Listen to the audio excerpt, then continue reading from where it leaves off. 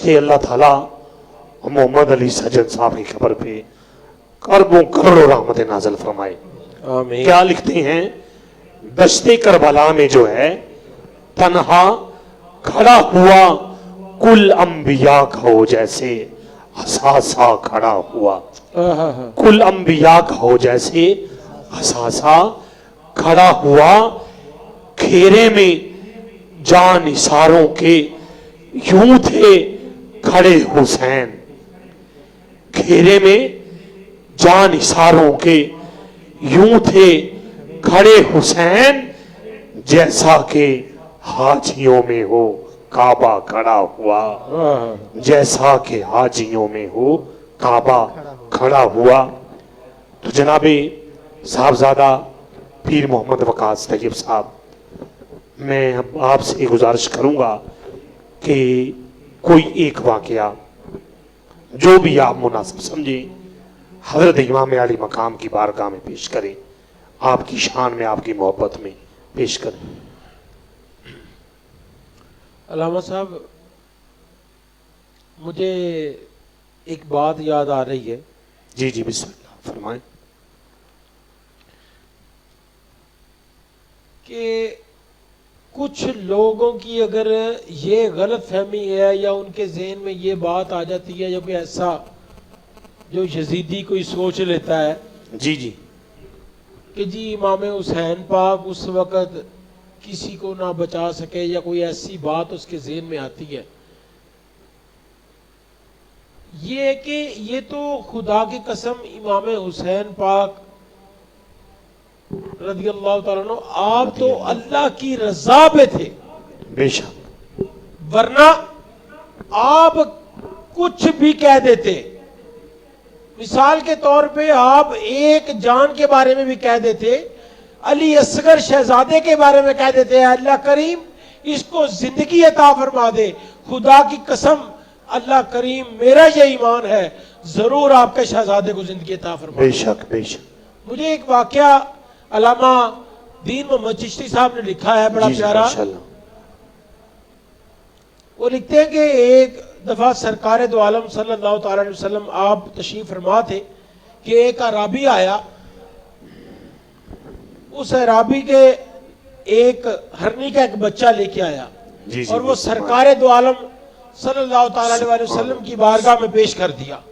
حضور نے وہ تحفہ قبول فرما لیا اور حضرت امام حسن علیہ السلام تشریف لے آئے. کیا بات. سرکار نے وہ ہرنی کا بچہ امام حسن پاک کو عطا فرما دیا.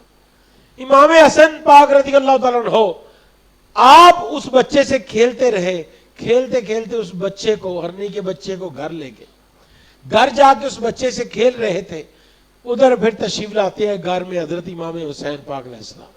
سبحان اللہ. جب حضرت امام حسین پاک گھر تشریف لائے تو آپ نے دیکھا، آپ کہتے ہیں اب عمر چھوٹی تھی، ابھی چھوٹے بچے جی جی ماشاءاللہ بے شک. کہنے لگے کہ بھائی یہ آپ نے ہرنی کا بچہ کہاں سے لیا ہے؟ ہرنی کا بچہ کہاں سے لیا ہے؟ تو حضرت امام حسن پاک علیہ السلام آپ فرماتے ہیں اے بھائی میں نے یہ بچہ مجھے تو نانا جان نے عطا کیا ہے. اللہ اکبر. مجھے یہ بچہ نانا جان نے عطا کیا ہے. اب حضرت امام حسین پاک علیہ السلام آپ جاتے ہیں سرکار دو عالم کی بارگاہ میں، حضور کی بارگاہ میں جا کے عرض کرتے ہیں کہ مجھے بھی نانا جان، مجھے بھی ہرنی کا بچہ چاہیے. اب وہ بچہ تو ایک تھا، وہ امام حسن پاک کو دے دیا. اب حضور حضرت امام حسین پاک کو بہلا رہے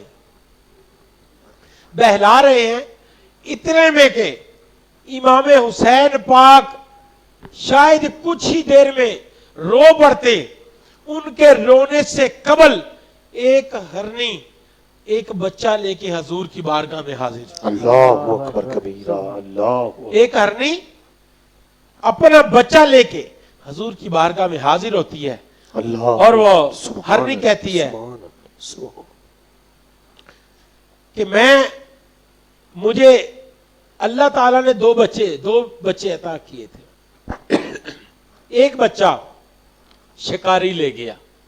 علامہ صاحب نے تو یہی لکھا ہے یہاں پہ کہ شکاری لے گیا، پر میرا دل کرتا ہے وہ جو شکاری لے کے گیا تھا اس نے جس کو سیل کیا وہ عربی حضور کی بارگاہ میں تحفہ بیچ کر گیا. اللہ خیر وہ شکاری لے گیا.